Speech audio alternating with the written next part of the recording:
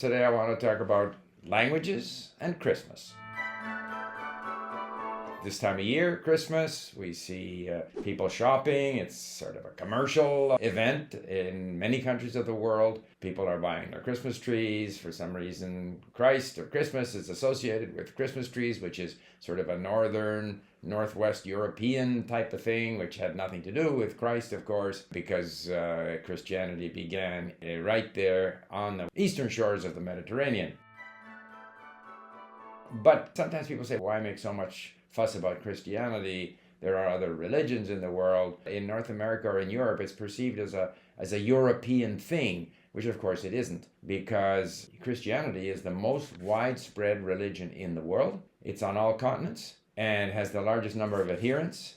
There's even 70 million Christians in China. Of the top 10 Christian countries by population, 3 are in Africa.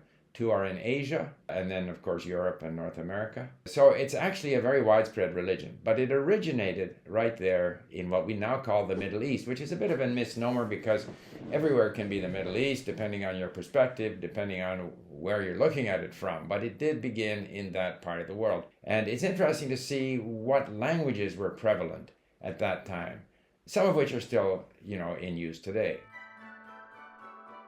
So Christ was a Jew, but the majority of Jews at that time spoke Aramaic in their daily lives. And, Israel or Judea in those days was part of the Roman Empire. And so therefore Pontius Pilate spoke Latin, presumably, and the officials may have spoken Latin, but it was part of the Hellenic world, Greek-speaking world. And of course the New Testament was written in Greek, and the apostles were Greek-speaking Jews predominantly.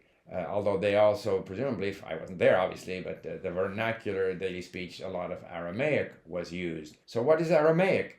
So then again, if you look back in history, and having studied my Persian and heard the wonderful history of Iran that Sarah did for us, you go back to the Achaemenid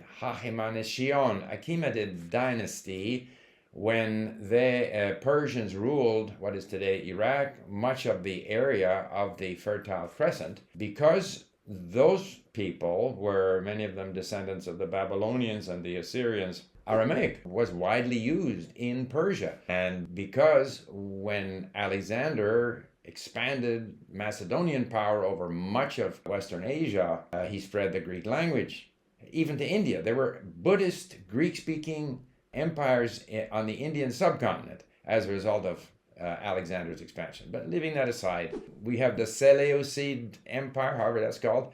One of the generals who succeeded Alexander conquered a vast area, or controlled a vast area of Western Asia, and an area that included much of today's Iran, Iraq, and of course Israel, Palestine, Jordan, and all of that area. With that, the Greek language became the dominant language in much of what we call the Middle East. We often refer to this period as the Hellenic period. Aramaic was spoken daily by people. Greek was the language of administration. People wrote in Greek. Insofar as Arabic is concerned, we do know that Herod, who was the king of Judea at that time, if I remember correctly, his mother was Nabatean.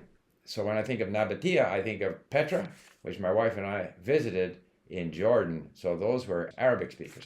What form of Arabic, or was it more like Aramaic? I don't know.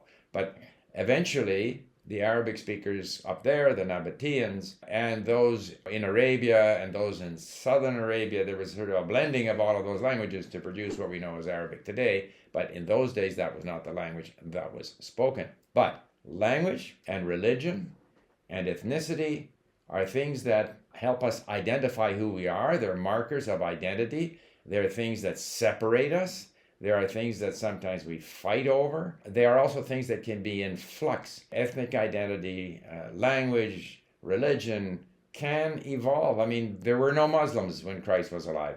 There were no Christians before Christ appeared on the scene. So religions change, ethnicity changes. And of course, a lot of the religious dogma can be disputed over, can be the cause of strife and even warfare within a religion, sects within a religion or between religions. However, my view is the good things in religion, the values, the sort of universal values of generosity, humility, charity, respect for others, treating others the way you want others to treat you. All of these good things are universal across all religions. And so while Christmas might be a Christian religious festival or commercial festival, I think it's also an opportunity to think of all these universal values that help make the world a better place. And so that's what I think of when I think of Christmas. And I think of languages, of course. Thank you for listening. Bye for now.